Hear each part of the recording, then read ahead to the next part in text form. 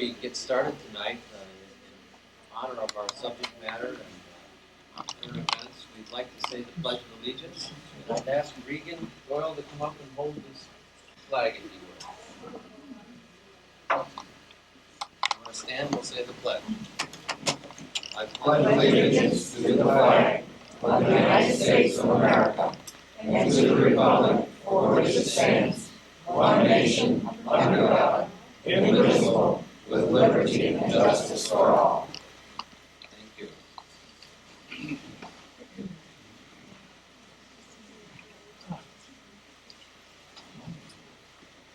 We're very pleased and fortunate tonight to have two of our World War II veterans here to speak to us.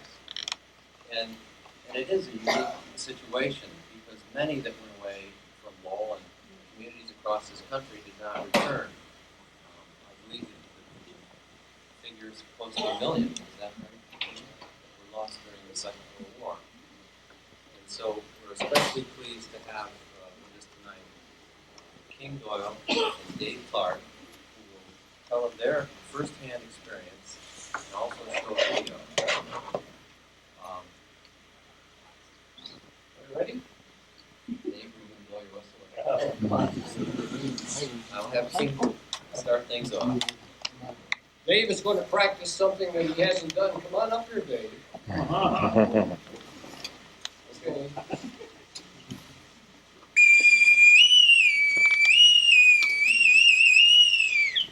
Now hear this. General quarters, man your battle stations. And that was what was piped over the sound speaker system of all Navy ships when we were going to be attacked or we were attacked. Now tonight we've got an excellent, I got to get all of that light, an excellent program. Dave has got a tape on the Franklin. The Franklin was the carrier, the most decorated ship in all of the U.S. naval history, and that's something. And I want you to remember that this tape you're seeing was not filmed in Hollywood. It's the real McCall. It's long. Jim Doyle and Dave and I did earlier tried to see if we could cut it down. It's 50 minutes, but after we saw it, except for maybe 2 minutes on the introduction, we said there's nothing that should be taken out of that tape. All of you will want to see what's in it. So our format is that I'm going to say just a few words, then Dave is going to show the tape, and then after the tape, I'm going to show a model of a destroyer and tell you some of the things that we did on the destroyer that were not in all the headlines. I'm going to even tell you about some fruitcakes. If you'll remind me, I'll tell you a tale of fruitcakes. But anyway, now, Dave and I have 3 things we want to point out. The first is that we're extremely happy to be here. I don't know whether you realize it or not, but 1,200 U.S. veterans of World War II are dying per day. And Dave and I, when we got up this morning and saw that our name was not on that list, we're really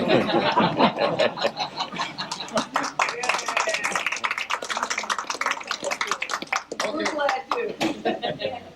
The other thing I want to say is that although we were combat sailors, we do not want to take away from the importance of the people that backed us up, or the people that built the ships, who built tanks, the farmers who raised the food. Because if it weren't for the cooperation of everyone, we would not be able to say we won World War II. And now the third thing is that we're all aware of what happened on September 11th.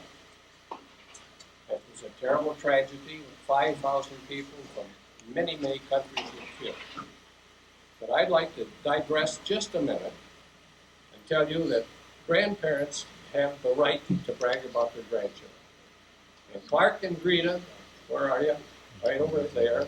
My wife Marie and myself are going to brag about our granddaughter Erin. And Erin is here with us tonight. Erin went with 300 through the Agency for Relief, something to that effect. International Network. Went to New York and helped in the relief effort. She was only 17. She couldn't get on ground zero. If she'd been 18, they'd let her in there. But She worked for a week at an Army barracks warehouse, sorting all kinds of boxes that came in from all over the world for relief. And they would open the boxes, they might find shoes or food or baby items and stuff. And I was really proud of that granddaughter. And Aaron, stand up. We're real proud of you. Okay, now getting back to this September 11th tragedy. 5,000 people here, and one is too many. But we want to put that into perspective. In World War II, the United States lost 1 million people. In the Civil War, we lost 600,000, 350 Confederate soldiers, 250 Union soldiers. World War I, 400,000. Korea and Vietnam, about 100,000. And then Desert Storm, I think it was 112. As you know, I graduated from Lowell High School in the class of 1940. We had 77 students. I think approximately 25 went in service. So 77 students, 25 in service, 6 were killed in combat, the most of any class in the history of Lowell High School. Now, Dave is going to show you this wonderful film that he's got, and I'm sure after it's over with, I'll say a few words, and then after that, we'll answer questions. So I'd like to say one word before we leave.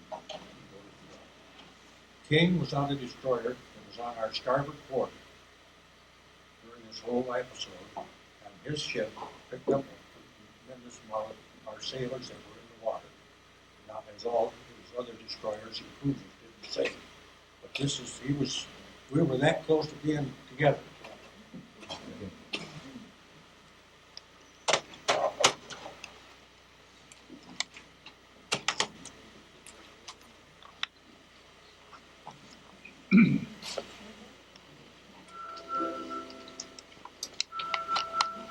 At Mill Dam Creek, Virginia, an old warrior has come upriver from the sea to die in the waters where she was born, ending her life amidst the swamp grass and rusted hills of a junkyard for ships.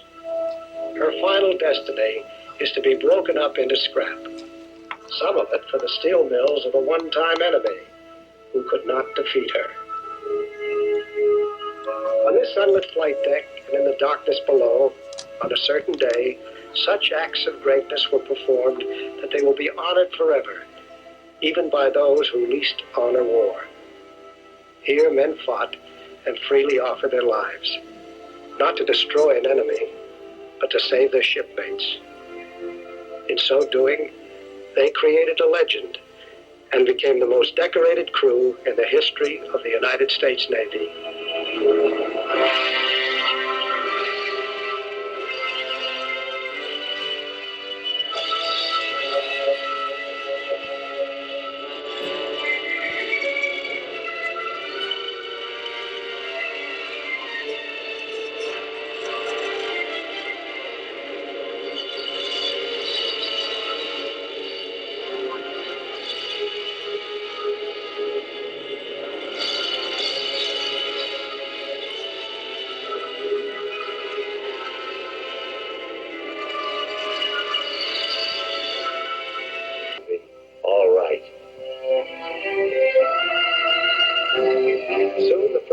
Making normal speed.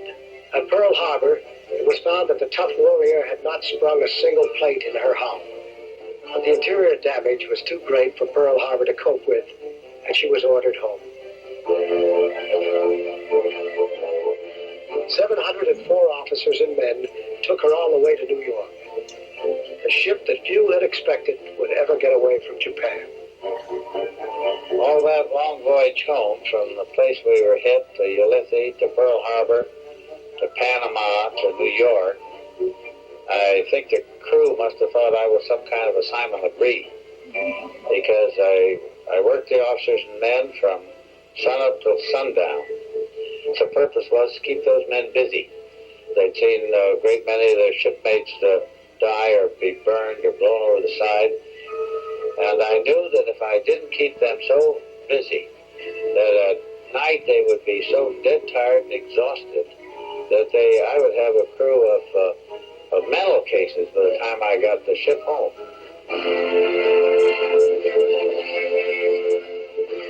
A ghost ship with a skeleton crew, the Franklin made port on April 28th, 40 days after lying dead in the water. The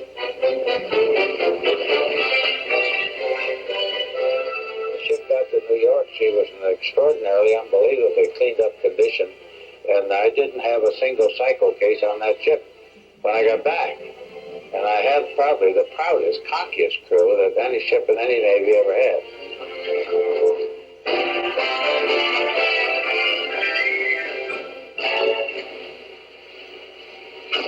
The citations read, "For self-sacrificing valor under the most perilous conditions, for leading and inspiring the crew,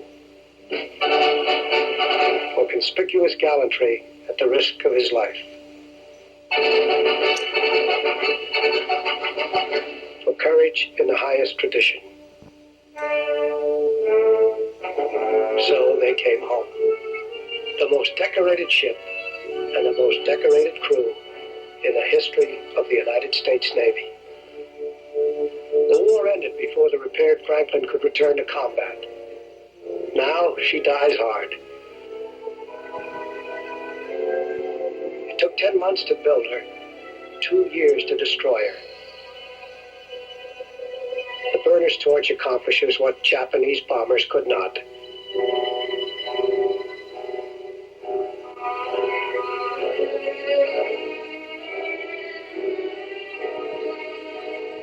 As this ship dies, it's like a part of me dying.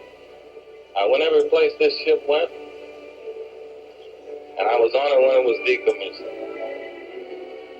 I love her, and I always will love her.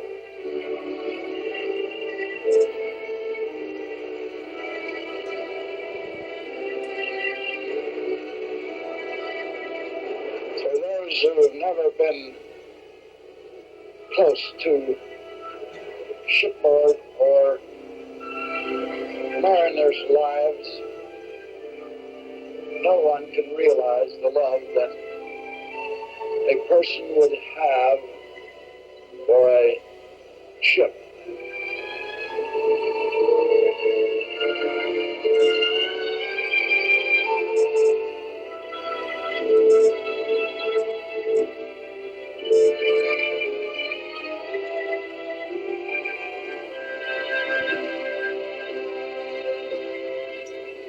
I don't think I'll ever forget, after being hospitalized on Guam, I found that the ship was returning from Pearl Harbor to the United States. I begged the doctor to let me go. I begged him because I had to go back with this ship. This was my home, my motherland.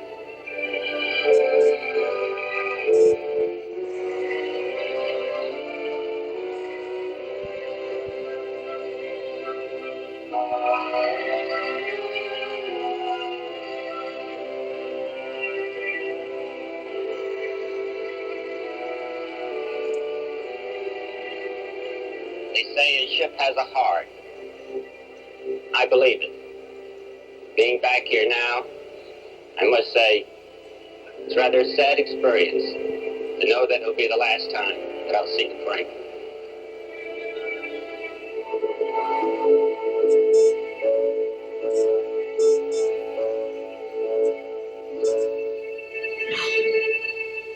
The performance of that crew, I think, is one of the really great things in the history of the United States Navy. Many of them at sea for the first time, many of them in combat for the first time, but the manner in which they performed, the way they supported each other, there were innumerable and incredible and unknown acts of self-sacrifice and heroism on that ship. And then when the people live together and work together and train together and then finally have fight together and help to save each other in bad times, then they become a community and a family. They're shipmates. Once a shipmate, you've always been a shipmate, and that's what makes a ship go. The ship is dead, but the heritage of the Franklin lives on. Dean Kincaid, one of the ship's company, remembers, in that terrible time, we were transformed into a living whole, utterly without bias, color consciousness, creed. In my lifetime, nothing will compare to those hours when everybody was his brother's keeper.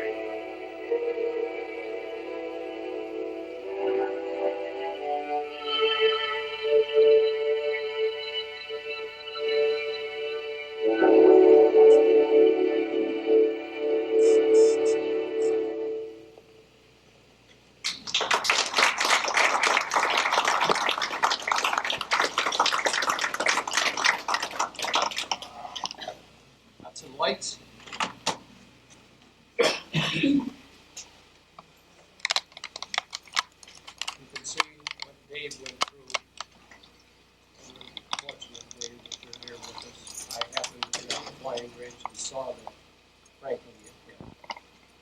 I know we've seen a lot of work, but we just showed us ship and then we thought that we had a ship.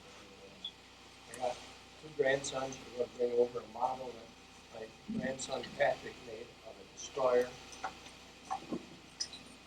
We've seen quite a bit of war right now, and I'm just going to tell you some of the things about the destroyer, some of the things we did on the ship, not shooting. King was gonna show this himself. He went to pick it up, see if he could get it. He didn't try it anymore. Patrick made this out of solid pine, and he just used a book back there, and it's absolutely wonderful, the detail in the work. And I want to tell you, this was a destroyer, a Fletcher class, and it's 376 feet from the bow to the fantail, 36 feet at the widest part. Remember, 376 feet long. We had a crew of 376 men. Now that's togetherness. The ship had compartments in it, and you saw on the film the big doors, the wheels of the pyramid doors. And the reason for that was if the ship would get a hit, it would block it. And in the Battle of Okinawa, we did take a kamikaze that hit us here. But due to the fact that this was here, the water came in and the oil rushed out, but the ship did not sink due to those compartments. Here are 5-inch guns that we acquired, 40 millimeter guns, and 20 millimeter guns back here on the fantail.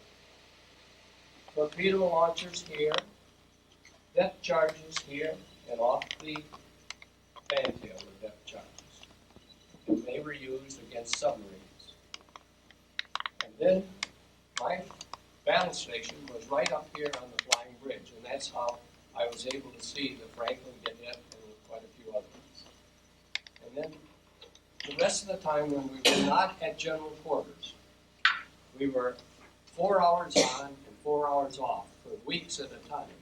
And that meant we would be at our station, which I was in here in the control center, communications, and I was in charge of the radar, the sonar, and then I was the junior officer on the ship, and the junior officer always got the detail that no one else wanted to do. That meant that I had to decode all messages that came through marked secret or top secret. We had a code, the Japanese were not able to break it, nor were the Germans able to break it, but we broke their code. But in here was a little room about this big, I can tell you now, a door locked and only an officer could go in there. The radio men would get a message marked secret or top secret. I would have to go in there, key in a code, and then type out this message, and it would come out in English. And then that message had to be taken to the captain, no matter what time of day or night it was. So I think that's about enough, boys. That's heavy. Why don't you take it back? I just want to tell a few little simple things that happened. I told you we had 376 men. There were 21 officers. And one of our officers was Cyrus Vance. And Cyrus Vance became Secretary of something or other. Charlie, you know. What was he? Well, anyway, Secretary of State, yeah. And another one was Joe Marsh, who came from West Virginia, and then he later went back and became president of several universities in West Virginia, and then was made chancellor of all the colleges and the universities in the state of West Virginia. Another thing that's kind of funny, in the staging area when we invaded the Philippines was at Hollandia, Dutch New Guinea. Well, I don't know what they call it today, but it was terribly hot there, and the humidity was almost as hot as the temperature. I did go in the sick bay. I wasn't sick myself, but I looked at the thermometer. It was 120 degrees. And one thing that our ship had to do is that we had to wear our sleeves down at all times. The theory was if we took a flash fire, we wouldn't get burnt so badly. Now that's questionable. But we learned in the Navy, yours is to do or die and not to question why. Another thing, all mail that left that ship had to be censored by an officer. And that was another deal that no one wanted to do. But 300 and some people's mail had to be censored. The envelope had to be sealed by the officer and stamped, censored, and his name had to be written onto that package of mail. The only person that didn't have to have his mail censored was the captain. Well, I was a lowly ensign, so Lieutenant J.G. would censor my mail, and then all the way up to the top except for the captain. Another thing I'm sure you remember, Dave, was our friend Tokyo Rose. Do you remember Harry Tokyo Rose? She had us buried 3 times. I know. And she had a sultry voice and would always try to make the sailors homesick. She'd tell them all of their boyfriends or their girlfriends were dating someone else and stuff like that. But that was one of the things that we had to contend with. Well, another thing, the computer. It's a far cry from what we got today. The computer was about the size of that table, and there were 6 men around it, and there were little wheels like this. Nothing electrical, it's all mechanical. And they would, if we saw a plane coming in, they'd yell down the speed of our ship, the direction of our ship, and the estimated speed of the plane, and the direction of the plane, and that would be the way we would try to set the guns so that we'd hit that plane. But boy, was that ever crude.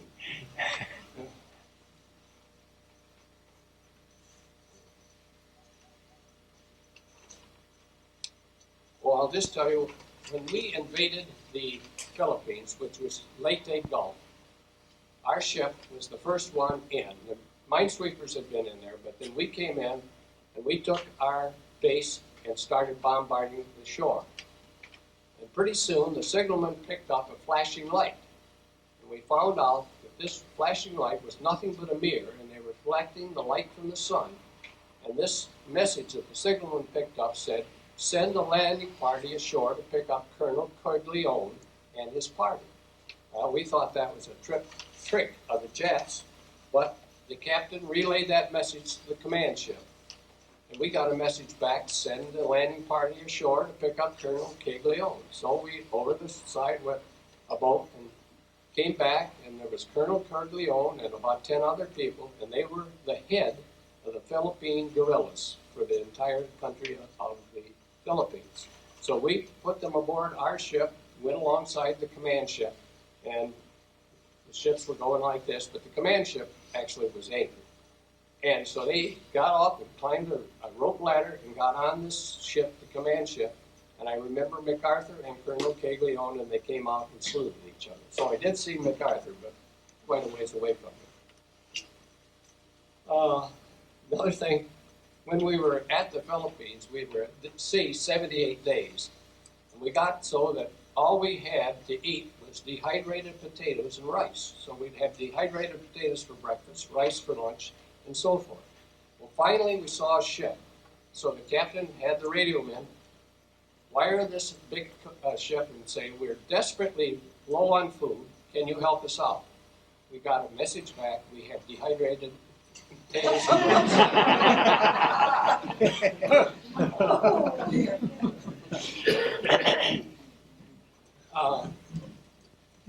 In the raid where the Franklin got hit was prior to our dropping the atomic bomb by about several months, wasn't it, Dave? After that campaign, we went back and were in the Battle of Okinawa. And that is the largest naval battle in the history of the world. The U.S. Navy lost 34 ships, 340 were damaged. 2/3 of all the Navy people killed in World War II were killed in the Battle of Okinawa. So now, I'm sure Dave wants to tell you. What about the fruitcake? Oh, the fruit. Thanks, Phyllis. Thank you. Okay. We would get mail maybe once a month or so, and mail was not the most important thing. They had more important messages to send to us. But this was either the last of November, 1st of December of '44. And of course, everyone back home wanted to do something for the servicemen, like we're trying to do it for the ones that are over there now fighting. And anyway, we got this ship, came alongside and had just one big bag full of mail for us. We opened it up, and mostly all fruitcake. I think that every sailor on board at least received 2 or 3 fruitcake. And I don't know how long they had been on that ship, but it was when the temperature was about 100 degrees. They put the fruitcakes on the fantail, and they walked away with themselves. They were so So we just tossed the fruitcakes over. Okay, Dave, I'm going to let you take over for a while. Well, I was unfortunate to be with the 300 guys in the compartment. And when the bomb hit, I never went below decks very often. I was on top of the flight deck. I was assigned to the air group, and aviation boats was made. And I didn't think I'd ever have to play one of these things. But I got in port, and all of a sudden looked at the duty list, and guess what? I had to learn how to blow motes in planes. Awful quick. So anyway, I Donald Garys was my boss. He was a damage control officer, and I was a repair aide on the flight deck, and that was a flight deck repair station to take care of any damages or anything up there. Also, to fight the fires, and I wore an asbestos suit about 90% of the time when the planes were going out and coming in. Didn't matter how hot it was, you still wore that suit. So when we got hit with the kamikaze, I was awful thankful for the asbestos suit because I would have been fried. My 2 buddies next to me didn't live. And it was the asbestos suit that saved my life. I took a nice airborne ride down the flight deck and cushioned the light and landing a little bit. That was on October 30th, when we come back to Remington to get repaired. Up on the flight deck, we had a crane, and nothing come aboard from a barge or anything like that unless that crane worked. And they were loading it up. They're on top and look, you know, CH runs those beams. And that's kind of nice.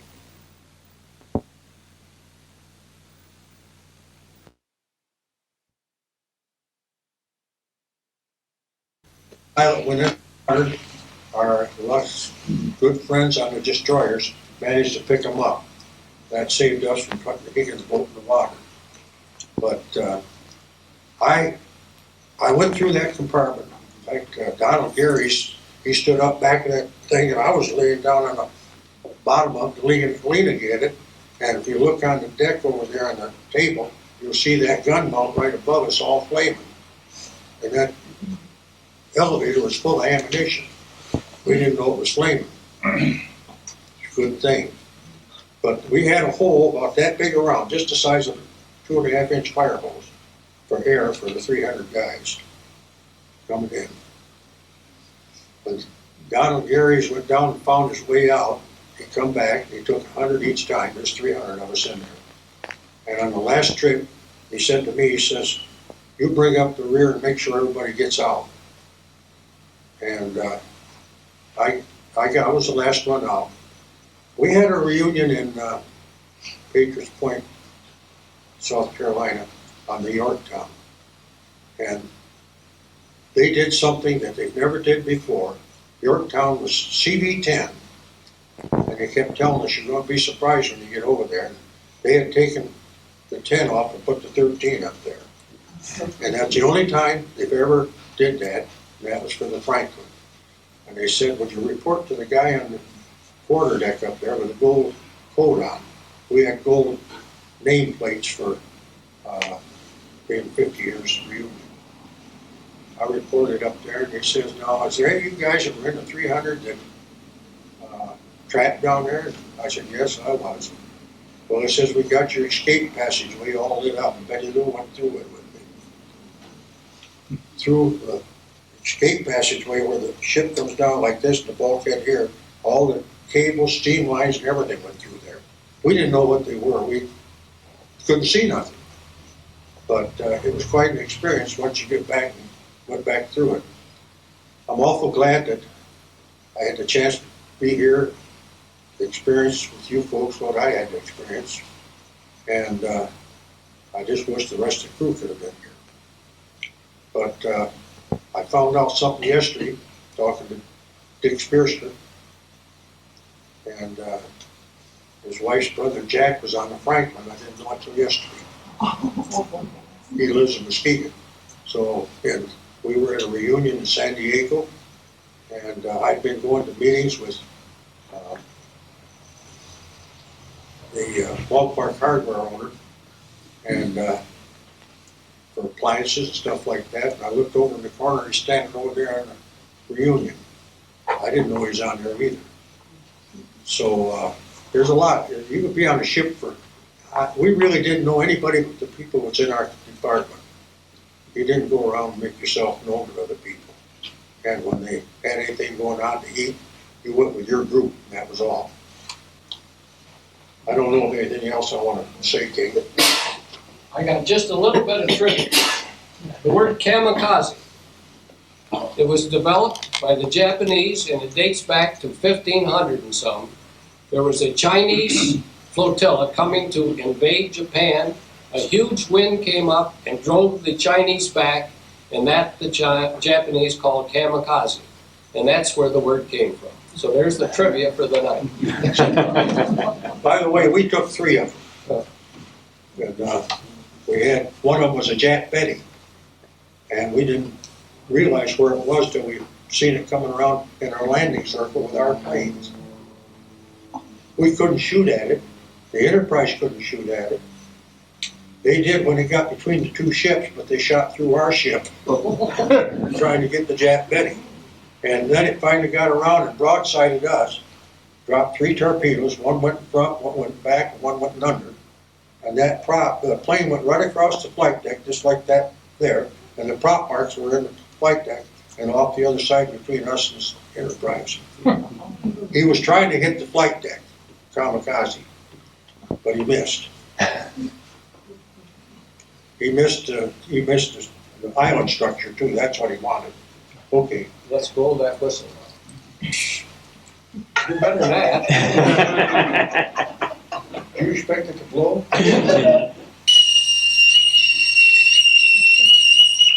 Now hear this. Chow down.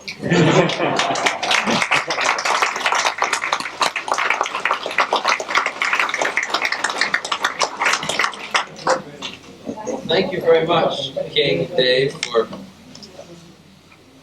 your presentation. It certainly gives us all a sense of the sacrifice and bravery that so many went through. And we certainly appreciate all of you coming tonight. Clark? My wife and I went to Charleston, South Carolina on the Elder Hostel. We visited Yorktown. And they set aside a room in the Yorktown for Franklin's paraphernalia.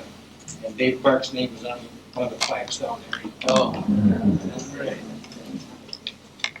But I'm sure they'll be around for a little while and can answer questions.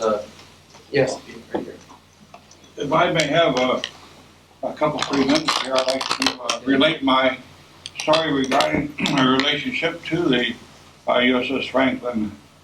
I'm a foreman pharmacist mate who served in the battle at evacuation of casualties from Normandy on June 6 of 1944. A number of our mates were involved, and we liberated together there, and came back to the States in October 1944. At that time, we were divided, and a number of us went to the West Coast and were assigned to ships. One of my close mates was a fellow named Arthur Harry Stinger, also a corpsman, a third-class pharmacist mate, who was assigned to the Franklin when she went back to Bremerton in the fall of 1944. And he was on board the ship at the time that she was hit and was brought to Ulithi. The ship I was on, the USS Navarro, APA 215 attack transport, we were there assembling for the invasion of Okinawa. At that time, some officers and a group of us tried to get aboard the Franklin, and we were not allowed to board, do the investigation, everything was going on. I didn't know whether he survived that attack or not, so weeks later, after she had arrived in New York, I did get a letter from him that he was a survivor and had made the trip all the way back to New York with the ship. Our group went on task force to attack Okinawa April 1, 1945, and being a medic and a corpsman, we had our own beach party landings for the April 1. Fortunately, we were very light in casualties, not too much action at our landing sites. We were aboard or on land for about 3 days. During that time, 10 days there, we took one Kamizadi, accredited, and of all the casualties that could have happened, we only had one. Well, this man was on my gun, on my battle station, 20 millimeter starboard side, and he was hit with a piece of shrapnel through his Mae West. He had survived Pearl Harbor, escaped on a destroyer during that attack, in all those years. He finally became a casualty and on my gun tub, and he could have been he was next to me, so it was him instead of me, but fortunately he survived and is still with us today.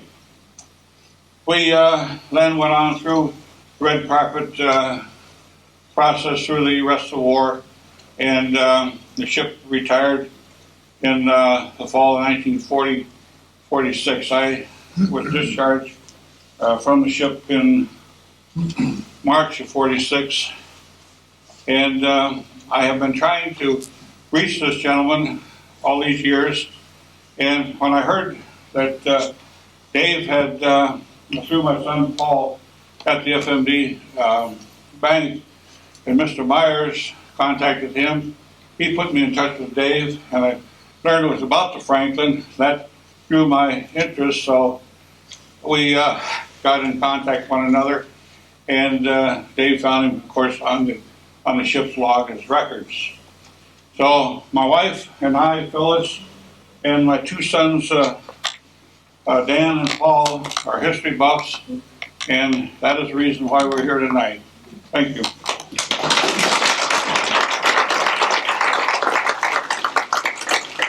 Thank you for coming. And what is your name? Jay Houston. Jay Houston. Thank you. Kurt, did you have? Alan Wisner has a quick update for us. Okay. He was a previous visitor here. He just returned from Slovakia. Okay.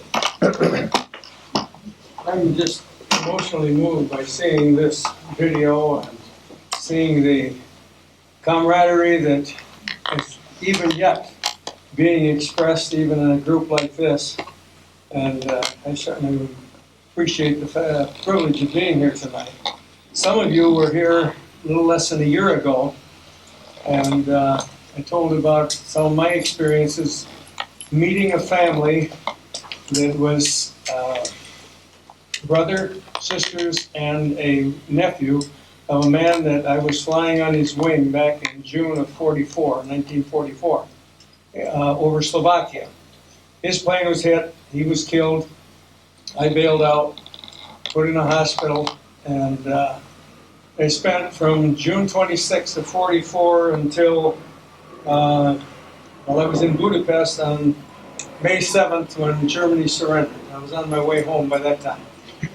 And just this past June, my wife and I were in Washington, and we met a man from Slovakia who belongs to a group that's called the Society for the Preservation of Air History over Slovakia. And we became quite well acquainted, and he invited us to come to Slovakia sometime this summer. So on the 29th of September, my wife and myself and the son and his wife left to go to Slovakia. We spent 2 weeks, the most exciting and the most pleasurable vacation that we've ever had. Meeting two men that one of them saw me come down in a parachute. Another man who watched my friend's plane crash into a swamp, and it was almost about 40 years later when his plane was recovered and his remains were recovered. So that update on what, even with Dave and with King and others here tonight, it's a privilege to be able to once again review and enjoy friendships and acquaintances and stories that were so real 50-some years ago, and they're still real today.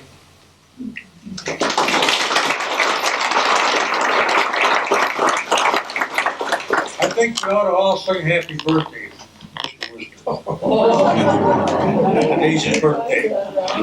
66.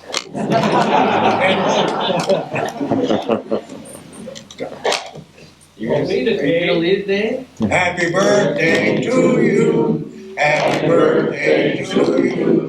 Happy birthday to you. Happy birthday to you. You didn't get that in Slovakia, did you? You don't have a birthday cake, but we have lots of other refreshments, so we certainly hope that you'll all take advantage of that. I do want to invite you to come to the museum if you haven't. It is now open. It's open Saturday and Sunday afternoons, 1 to 4, Thursdays from 1 to 8, and on Tuesdays from 1 to 4. So please come and enjoy what we've done there. And if you are not a member of the museum, we'd love to have you. We have some brochures. Marge Harding in the red there has some brochures that you could become a member, filling that out. There's some pictures that Bob had just brought too. There's some pictures. Yeah, there are some photographs on the back table that Don Hutchinson has brought, and we're always trying to identify people and things in photographs. So if any of you can take a look at those and maybe identify some of the people. Dave. I want to apologize for not wearing my uniform. It's shrunk. Okay, thank you very much. Don't forget the refreshments. There's lots of homemade goodies there, guys. The preceding program was an IKB production, filmed and directed by Ivan K. Blau. The following oral military history project is a series of documentaries in association with the Lowell area men and women who proudly served and sacrificed part of their lives to preserve the opportunities for all of us to build our businesses and raise our families under a blanket of freedom. For reservations and more information, contact the Lowell Area Historical Museum at 616-897-7688.